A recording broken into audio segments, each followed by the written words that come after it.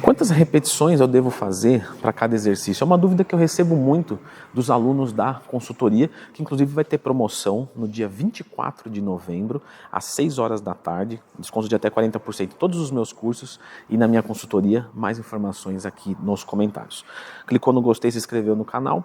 Quantas repetições eu vou fazer para cada exercício?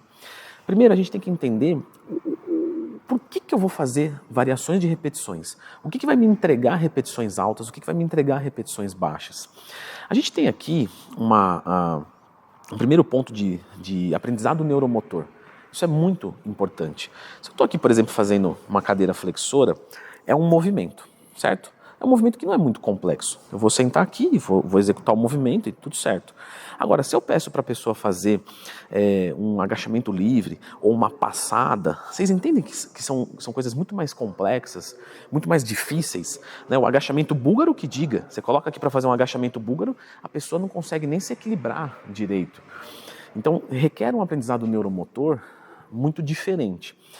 Então, se eu estou trabalhando com um aluno novo, quando eu falo aluno novo, um aluno iniciante. Pronto, ele acabou de entrar na consultoria e acabou de começar a treinar também. Beleza. Como é que a gente vê que uma pessoa é nova na academia? Você vai falar, porque coloca pouco peso. Mais ou menos. Porque se eu pegar aqui 3 pessoas e colocar aqui para executar um supino, e eu falar, quais das 3 só com a barra? Qual dessa é a iniciante? Só tem uma iniciante. Você de olhar, você não vai saber? Você vai falar, pô, mas por quê? Porque o cara que é avançado, ele pega a barra aqui, ó, pá, um movimento sólido, bonito, seco. Aí você vê o iniciante, ele já pega a barra meio descoordenado, já está tremendo, e aí daqui a pouco sobe um lado, não sobe o outro. Então você percebe, não é peso, não é tamanho do cara, é como ele executa o negócio. Da mesma maneira que eu não sou da luta, mas se eu fosse da luta e fosse dar um soco, o lutador ele vai olhar e vai falar assim, esse cara já fez algum treino. Né? Eu fiz um pouquinho de Muay Thai, tá, gente? Bem pouquinho.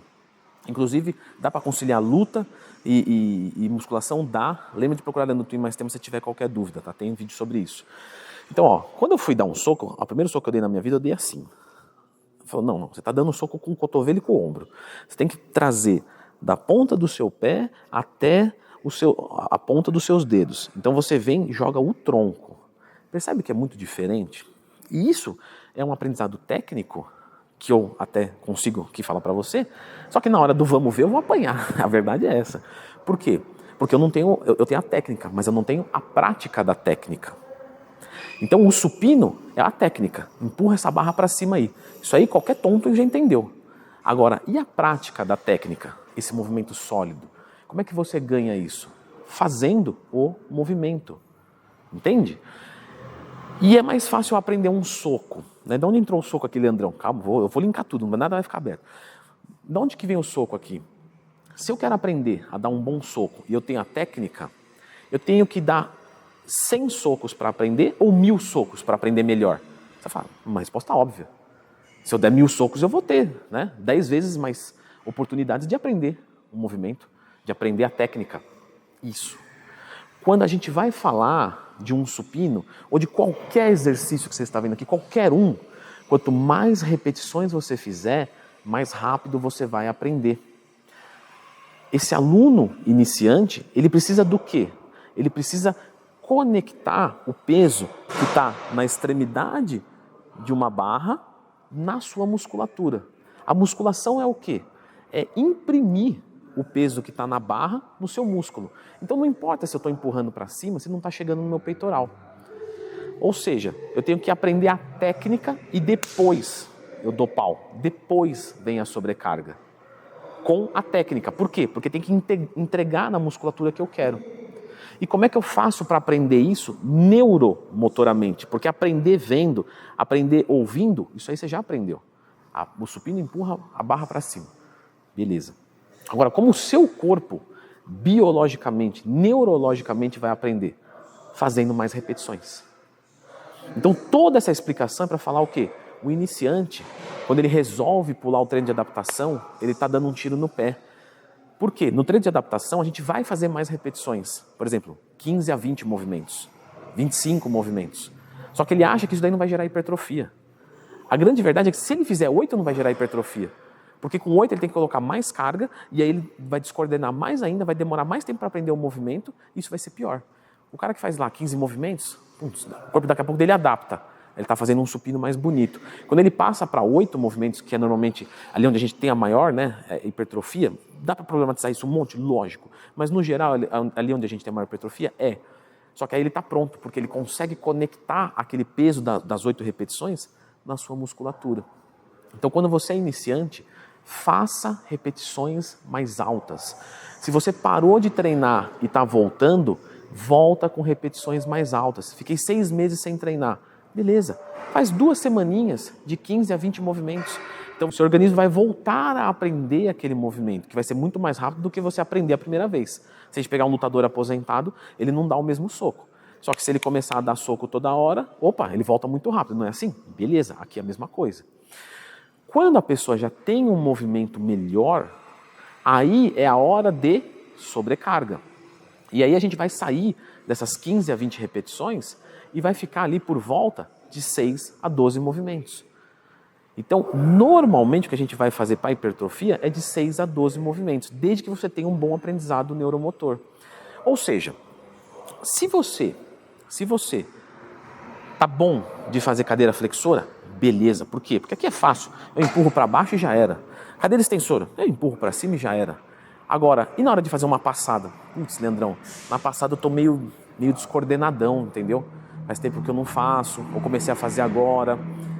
Então o que você pode fazer? Aqui, você vai trabalhar de 6 a 12. Beleza. Na passada, você vai fazer 15 a 20 movimentos. Por quê? Porque você tem que aprender aquilo. Então, não precisa ser 8 ou 80. Existem várias casas entre os dois. Você pode mesclar o seu treinamento. Então você pode pegar exercícios que você tem mais dificuldade e fazer com repetições mais altas. De repente você não é um completo iniciante, então você vai trabalhar ali com 12 movimentos. E um movimento que você já está mais adaptado, ou que tem mais segurança, que você quer colocar mais carga, que você quer imprimir mais intensidade no treino, aí você coloca 6 movimentos. Entende? Você trabalha mais baixo. Existe algo agora que a gente tem que falar aqui, que é de baixa evidência. Mas, às vezes a gente vê isso na prática. Repetições mais baixas vai trabalhar mais a hipertrofia miofibrilar. Então imagina que eu tenho uma bexiga, certo? A miofibrila é a bexiga. A hipertrofia sarcoplasmática, que é a outra da nossa análise, é o enchimento dessa bexiga, tá? É só para fim didático, não tem bexiga dentro de você, não é bem assim que funciona. Mas só para você entender as duas hipertrofias, miofibrilar e sarcoplasmática. Plasma vem de líquido. Ou seja, tem uma hipertrofia que ela é da fibra. Essa hipertrofia ela é muito mais sua. É aquela fibra que quando você fica gripado, você não perde. Já viu? O cara espirrou, ficou uma semana gripado e perdeu tudo. O que você perdeu provavelmente foi a hipertrofia sarcoplasmática, que é um acúmulo de líquidos ali, de fluidos, justamente pela força que você faz todo dia, em repetições mais altas. E a miofibrilar é em repetições mais baixas, que dá mais densidade. Então a miofibrilar é melhor? Não. A miofibrilar ela é específica. Porque apesar dela ser mais densa, mais sua, mais verdadeira, ela é muito menor. A sarcoplasmática ela é muito maior, é muito mais fácil você jogar líquido do que você adicionar célula na fibra. Então a gente precisa das duas, uma para dar mais volume e outra para dar mais densidade. Então trabalhar com repetições mais altas e mais baixas é legal também por causa disso. Vamos supor que eu quero nesse músculo aqui ganhar mais densidade. Então eu trabalho com repetições mais baixas. Esse outro músculo, de repente a panturrilha, que é um músculo que já é muito duro, já é muito rígido, mas eu não tenho muito volume, então eu vou trabalhar com repetições mais altas. Entende? Para jogar mais hipertrofia sarcoplasmática. Isso aqui, como eu disse, é de evidência baixa. Mas a gente vê isso também um pouquinho na prática. Agora a pergunta é, e se um lado falha antes do outro? Quantas repetições eu devo fazer? Desse lado, imito, mas... Galera, tem um vídeo aqui no YouTube sobre isso, tá? Dá uma conferidinha aqui.